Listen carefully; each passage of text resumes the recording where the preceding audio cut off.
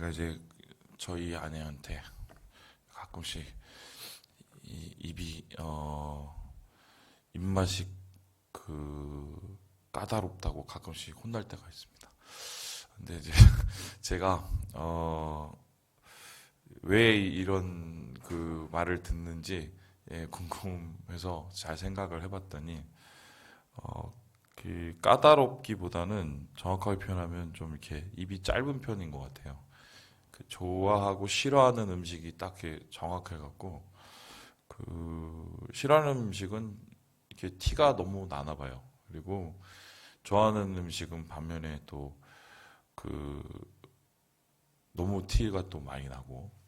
그래서 이제 음식점을 가면 한 번 맛있는 집은 끝까지 갑니다. 그래서 이게 완전히 질리지가 않아요. 질릴 때까지 그거를 먹을 필요도 없고, 그 집은 정말 끝까지 가서 먹는데, 단 이게 맛이 변하지 않을 때, 그러니까 맛이 변하지 않는 한 끝까지 그 집에 가서 이제 먹습니다. 제가 가끔씩 여기 메밀국수집 얘기를 하잖아요.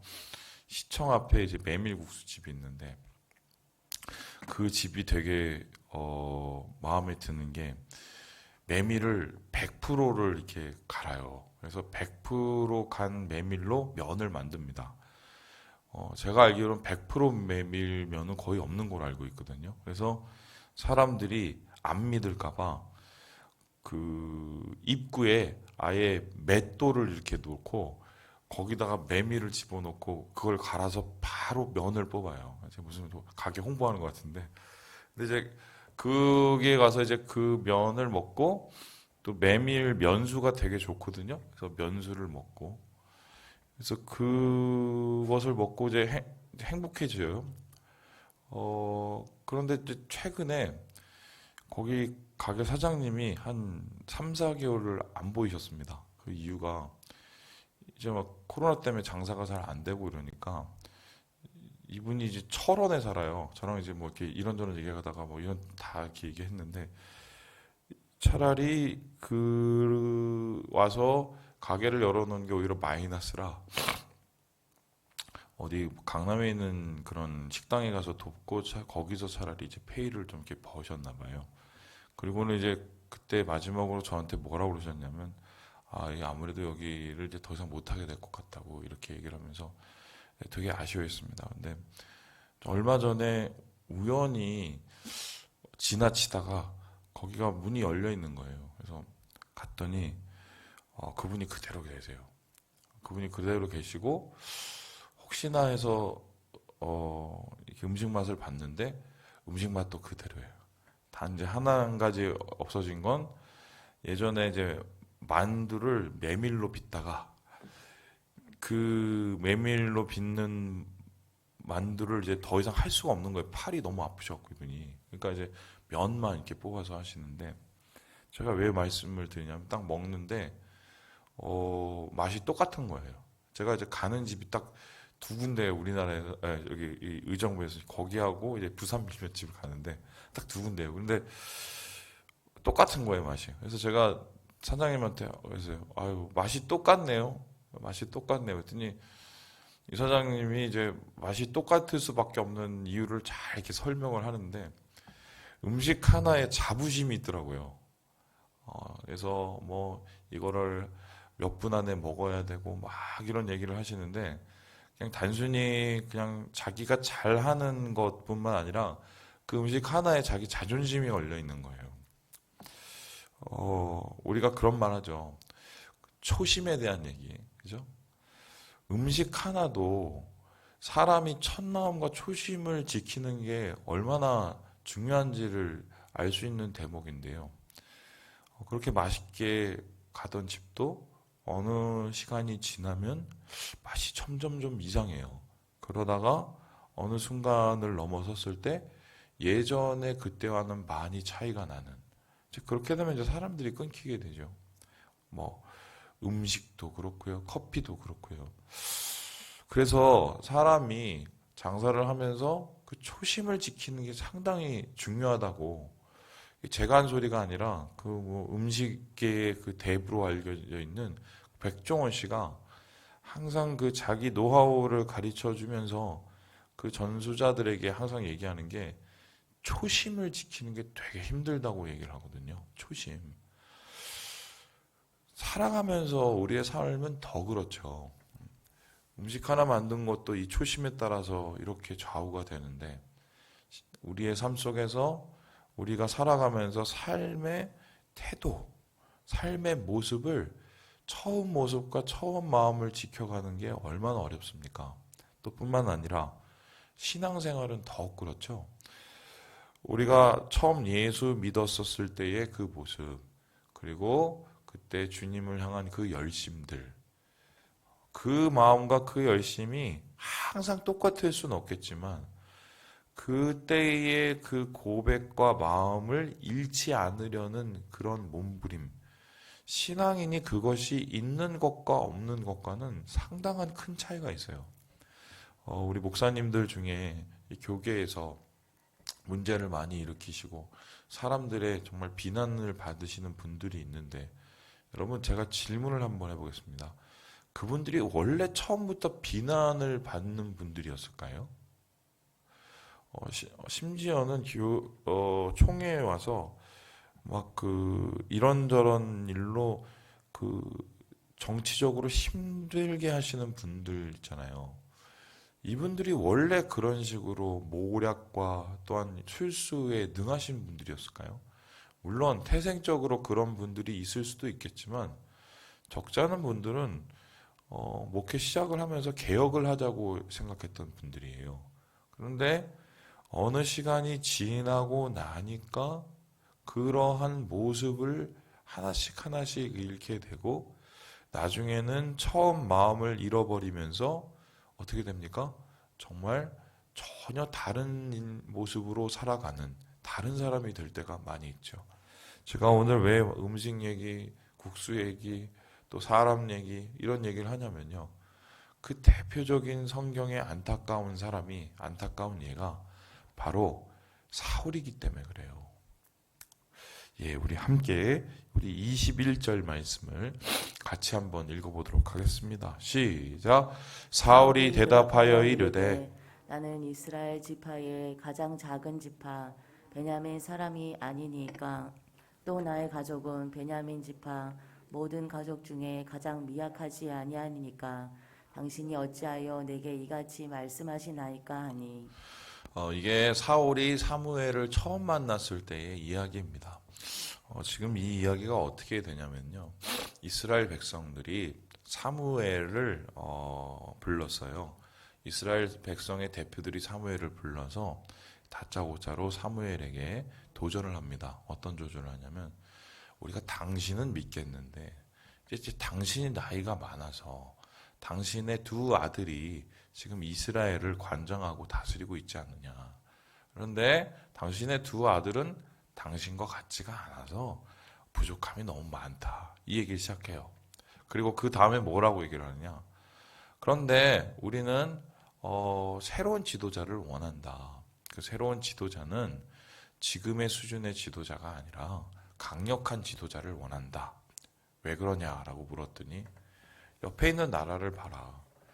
왕을 세워서 왕이 강력하게 뭔가를 해내가니까 그 나라들이 갑자기 커지고 부강해지고 또 뭔가 힘이 생겨서 발전해지지 않느냐. 그리고 주위에 있는 적들이 몰려왔었을 때 그 강력한 왕 때문에 나라가 지켜지고 또 어쨌든 백성들이 잘 먹고 잘 살게 되는 것을 보지 않느냐. 그러니까 우리에게 왕을 달라. 당신은 이제 늙었고 당신의 자녀들은 당신의 수준이 안 되니 우리나라에 새 왕과 새 제도가 필요하다. 이렇게 사무엘에게 노골적으로 요구를 했어요. 이런 노골적인 요구는 사무엘에게 어떤 뜻이냐면 당신은 이제 우리의 지도자가 아니다라고 공식적으로 거부를 한 거고요. 뿐만 아니라 이스라엘 백성에게 이제 이 왕에 대한 요구는 하나님께서 허락하신 사사의 제도를 공식적으로 이 문제를 제기한 것입니다. 그래서 하나님께서는 사무엘에게 이렇게 위로를 하셨어요. 너를 거부하는 게 아니라 나를 거부하는 거다. 원하는 대로 가서 해줘라.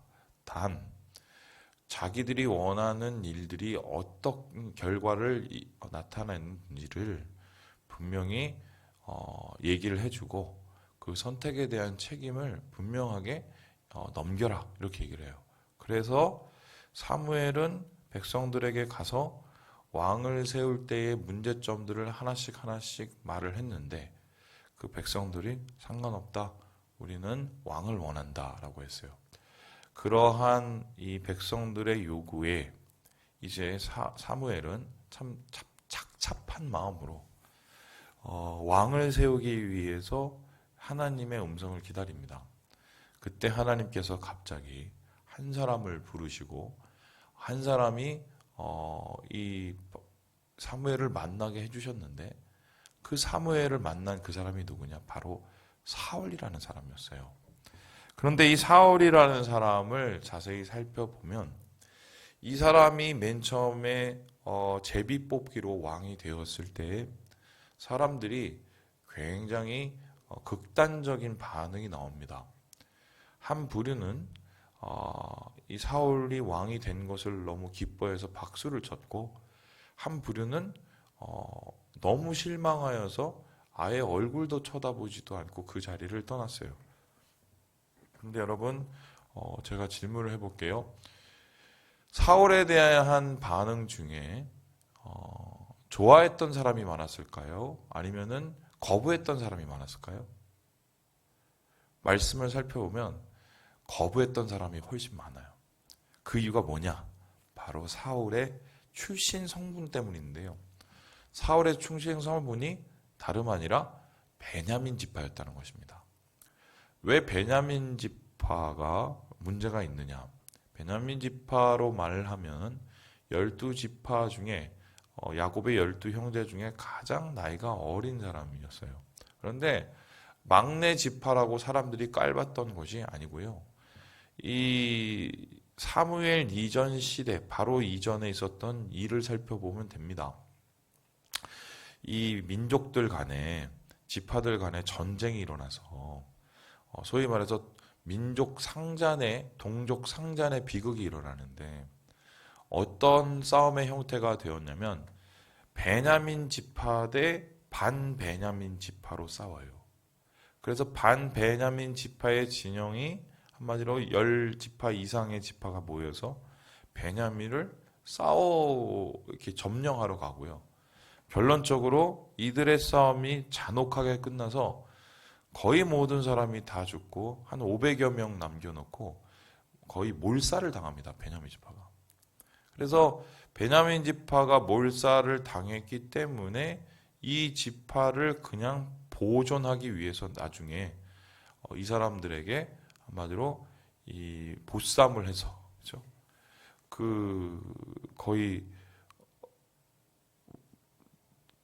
아내를 뺏어가게 뭐 이렇게 만들고 그냥 자기의 그 동족이 그냥 유지되는 수준에 서 이렇게 허락하는 뭐 이런 지경까지 이르게 되지요. 그러니까 베냐민 지파로 따지면 이스라엘 민족 중에서 제일 작은 지파이자 어떻게 보면 제일 문제가 있는 지파였어요. 그런데 그렇게 작고 문제가 있는 지파를 왕으로 세운다? 이거는 뭔가 앞뒤가 맞지 않는 거였어요. 뿐만 아니라 이 사울의 가족은 베냐민 지파 중에서도 어떤 가족이었냐면 별로 뚜렷한 업적을 보이지 않은 가족이었습니다. 그러니까 변변찮은 지파에 변변치 않은 가족에서 태어난 사람이 사울인데 이 사람을 왕으로 세운다? 달갑지가 않았겠죠. 이러한 반응을 사울이 미리 알고 있었습니다. 그러니까 사무엘이 이를 데리고 와서 이 사람에게 왕을 세운다고 얘기를 했을 때 그 반응과 그 고백이 정말 현실이었어요. 다시 한번 띄워주시죠. 나는 베냐민 지파입니다. 가장 미약합니다. 그리고 모든 가족, 그 베냐민 지파 중에서도 내 가족은 그렇게 출중한 가족이 아닙니다. 출신이 엉망이죠. 부족한 사람이죠. 그런데 어떻게 내가 왕이 되겠습니까? 이렇게 얘기를 해요. 여러분, 여기에서 어떤 모습이 보입니까? 최소한 사울이 왕이 되었을 때 사울의 마음엔 겸손이라는 게 있었어요. 겸손. 겸손이 뭡니까? 자기 자신의 주제를 아는 거죠. 자기 자신의 주제를 알고 그 주제를 넘어서지 않는 것을 겸손이라고 합니다. 그런데 겸손과 비슷하지만 다른 것이 있어요. 그게 뭐냐면은 낮은 자존감이에요.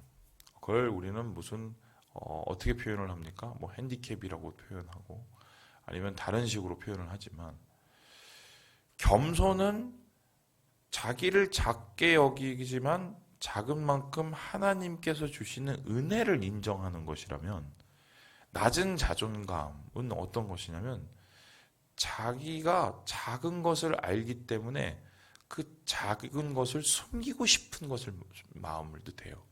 그런데 최소한 사울이 왕이 되었을 때는 하나님의 은혜를 아는 사람이었어요. 나의 작음을 알고 하나님의 크심을 아는 사람이 바로 사울의 마음에 있었던 중심이었습니다. 그 중심을 사울이 지켰더라면, 그 초심을 사울이 하나님 안에서 붙잡고 있었더라면 절대로 사울의 왕위는 쉽게 무너지지 않았을 거예요. 그런데 그랬던 사울이 어떻게 순식간에 돌변을 해서 다윗이라는 청년 한 명을 죽이기 위해 모든 군대를 끌고 유대 전역을 돌아다니는 미치광이 왕이 되었을까? 그것을 우리는 분명히 보게 되는데 겸손의 마음을 버리고 자기의 자금을 감추기 위한 한마디로 다른 마음을 품었기 때문에 그렇게 된 것이죠. 그래서 이러한 낮은 자존감 때문에 사울은 그것을 가리기 위해서 어떻게 합니까? 자기의 낮은 자존감이 드러나게 되는 모든 상황에서 도피를 하거나 그런 상황을 만드는 사람들을 하나씩 제거해 갔어요. 거기에 다윗이 있었던 거고요. 그리고 거기에 또 사울의 다른 사람들이 있었기 때문에 결론적으로 그는 자기 스스로가 자기 인생을 망쳐버린 존재가 되어버립니다. 사울의 최후의 모습을 여러분 기억하시는지 모르겠어요. 사울이 최후에 어떻게 끝이 나냐면 전쟁을 패하고 나서 스스로 목숨을 끊습니다. 칼을 땅에 박고 거기에 엎드러져서 자기가 스스로 죽어요. 그 이유가 뭔가요? 분명히 그는 회개할 기회도 있었고 다시 첫 마음을 찾을 기회도 있었어요. 그런데 어떻게 해요? 그러고 싶지 않았어요.